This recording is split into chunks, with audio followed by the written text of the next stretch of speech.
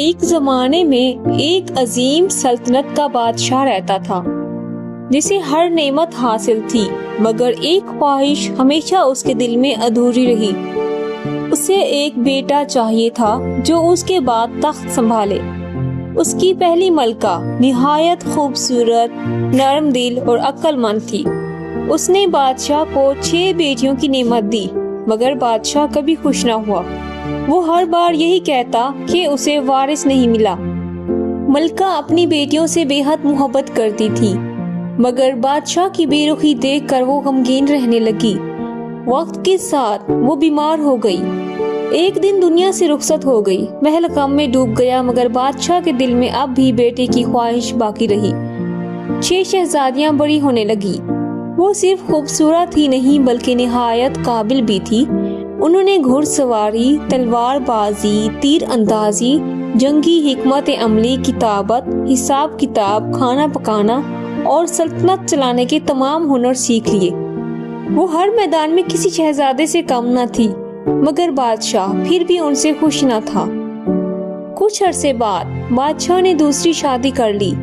نئی ملکہ بظاہر حسین اور شائستہ تھی، مگر دل سے نہایت حسد کرنے والی اور چالاک تھی۔ اس نے جلد ہی سمجھ لیا کہ اگر شہزادیاں محل میں رہی تو عوام انہیں پسند کرے گی اور اس کی طاقت کم ہو جائے گی۔ چنانچہ اس نے بادشاہ کے دل میں شہزادیوں کے خلاف باتیں بھرنا شروع کر دی۔ ایک رات محل کی ایک وفاداریہ نے شہزادیوں کو خبردار کیا کہ ان کے خلاف سازش ہو رہی ہے۔ اس نے انہیں رات کے اندھیرے میں محل سے نکالا اور گہرے جنگل تک پہنچا دیا۔ شہزادیاں دکھ اور غصے کے ساتھ محل چھوڑ گئی۔ جنگل میں انہوں نے ایک گھر آباد کیا۔ شروع میں زندگی بہت مشکل تھی، مگر شہزادیاں کمزور نہ پڑی۔ انہوں نے لکڑیاں کاٹی، شکار کیا، کھیتی کی، غریب لوگوں کی مدد کی اور اپنی تربیت جاری رکھی۔ آہستہ آہستہ جنگل کے لوگ ان کا احترام کرنے لگے۔ ادھر محل میں دوسری ملکہ نے خزانہ اپنے قبضے میں لینا شروع کر دیا۔ اس نے کئی سپاہیوں کو خرید لیا اور خفیہ طور پر دشمن سلطنت سے معاہدہ کر لیا۔ اس کا ارادہ تھا کہ دشمن حملہ کرے، بادشاہ کمزور ہو جائے اور پھر وہ تخت پر قابض ہو جائے۔ ایک رات دشمن فوج نے اچانک سلطنت پر حملہ کر دیا۔ قلعے کے دروازے توڑ دیے گئے، شہر میں آگ لگ گئی اور عوام خوف میں مبتلا ہو گئے۔ بادشاہ نے اپنے سپاہیوں کو بلایا، مگر بہت سے سپاہی غدار ہو چکے تھے۔ وہ پہلی بار خود کو بے بس محسوس کرنے لگا۔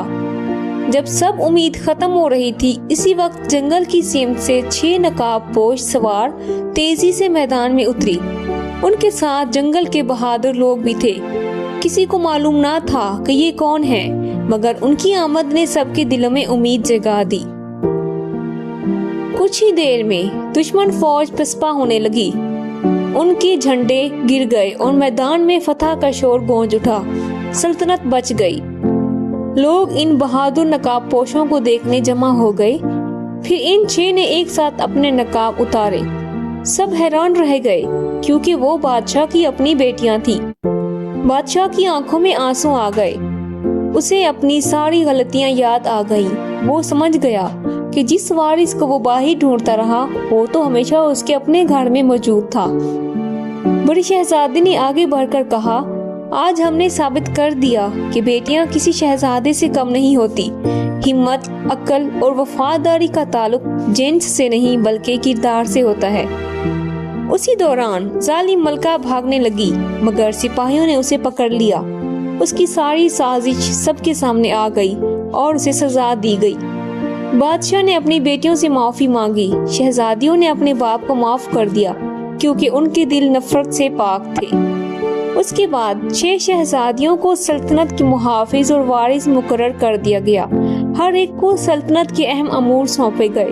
ان کی حکمت، بہادری اور انصاف سے سلطنت پہلے سے زیادہ خوشحال ہو گئی۔ وقت گزرتا گیا اور لوگ نسلوں تک یہ کہانی سناتے رہے کہ ایک بادشاہ بیٹی کی خواہش میں اندھا ہو گیا تھا، مگر آخر کار اس کی بیٹیوں نے اسے سکھایا کہ اصل عظمت تاج میں نہیں، کردار میں، اعمال میں ہوتی ہے۔